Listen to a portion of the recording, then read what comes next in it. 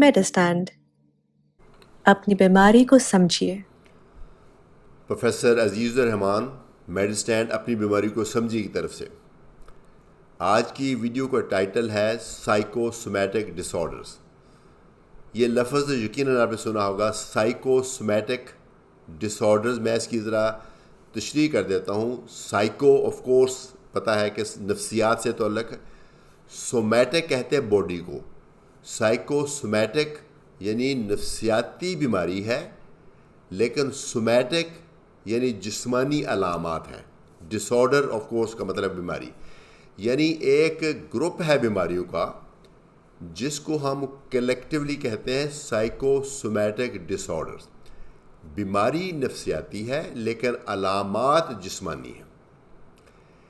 اس کو تشخیص کرنا بھی اتنا آسان نہیں ہے، کیونکہ یہ ایک ازمپشن ہوتی ہے کہ جسمانی علامات جو ہیں وہ اس کی پیچھے وجہ نفسیاتی ہے۔ اس کے لیے دو چیزیں ہوں تو پھر ہم سائیکوسومیٹک ڈس آرڈر کہتے ہیں، بلکہ تین چیزیں ہوں تو پھر سائیکوسومیٹک ڈس آرڈر کہتے ہیں۔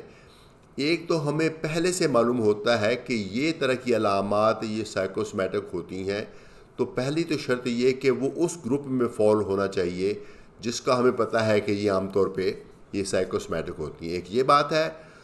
دوسری ریکوائرمنٹ یہ ہے کہ جسمانی طور پہ کہیں سے کوئی پکا ثبوت نہیں ہونا چاہیے کہ اس کو جسمانی بیماری ہے۔ ہر طرح سے تسلی کرنی چاہیے کہ ان کے جسم میں کوئی فزیکل النس نہیں ہے۔ مثلا کسی کے جوڑ سوجے ہوئے، اتنے موٹے موٹے ہوئے ہیں، تو آف کورس اس کو بالکل احمقانہ بات ہوگی کہ اس کو کہا جائے کہ سائیکوسومیٹک ہو، تو جوڑ سوجے ہوئے تو وہاں فزیکل مسئلہ وہاں ہے۔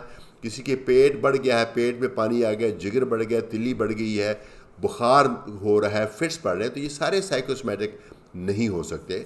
تو پتہ ہونا چاہیے۔ دوسری شرط یہ ہے کہ جسمانی طور پہ بندہ بالکل ٹھیک ہے، کسی معائنے میں کسی ٹیسٹ میں کوئی چیز نہیں آ رہی۔ تو تیسری شرط یہ ہے سائیکوسومیٹک ڈس آرڈر کی کہ کچھ پازیٹیو انڈیکیٹر ہونے چاہیے کہ بندے کو تھوڑا سا نفسیاتی مسئلہ ہے۔ یعنی ہمیں انٹرویو سے پتہ چل جاتا ہے کہ اس بندے کو کوئی نفسیاتی الجھن ہے، کوئی تھوڑی اس کو ڈپریشن ہے، تھوڑی سی انگزائٹی ہے، کچھ اس کے ذاتی معاملات، کچھ اس کے فیملی کے معاملات، کوئی بچوں کے ساتھ، یا کوئی مسئلہ کوئی الجھن ہے جو کہ اس کی ان سمٹمز کی وجہ بن رہی ہے۔ تو یہ تین شرطیں پوری ہوں تو پھر سائیکوسومیٹک ڈس آرڈر کہا جاتا ہے۔ کیا تین کنڈیشن ہے؟ پہلے تو کچھ خاص طرح کی سمٹم ہو، دوسرا جسمانی طور پہ بندہ نارمل ہو، معائنے پہ بھی، ٹیسٹوں پہ بھی، تیسرے پہ بھی کوئی پازیٹیو انڈیکیٹر ہوں کہ واقعتاً اس کو نفسیاتی الجھن ہے۔ تو بہت ساری بیماریاں ہیں۔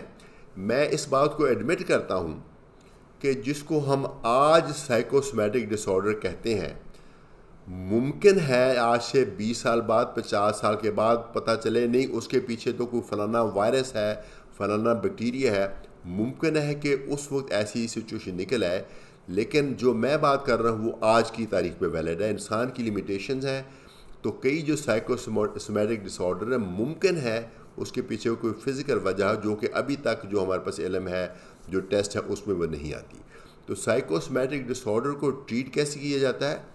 دونوں لیول پہ ہم کام کرتے ہیں۔ جو علامات ہیں اس کو بھی کنٹرول کرتے ہیں۔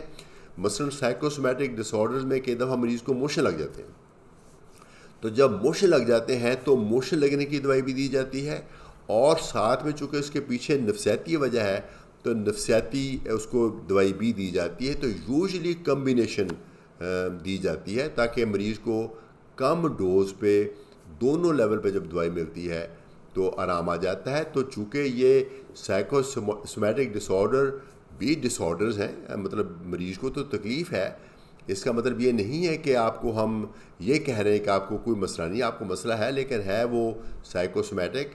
اس کا علاج بھی ضروری ہے تاکہ آپ کی کوالٹی آف لائف کو امپروو کیا جا سکے۔ اپنے ڈاکٹر پہ بھروسہ رکھیں، اس سے رابطہ رکھیں۔ ممکن ہے کہ جو آج ہم سائیکوسومیٹک ڈس آرڈر کے طور پہ ٹریٹ کر رہے ہیں، ممکن ہے کل پرسوں ترسوں سال بعد پتہ چلے کہ نہیں یہ تو مختلف چیز ہے، پھر ہمیں مختلف ٹریٹمنٹ دینی پڑے۔ اجازت چاہوں گا۔ پروفیسر عزیز الرحمان، میڈسٹینڈ اپنی بیماری کو سمجھے کی طرف سے۔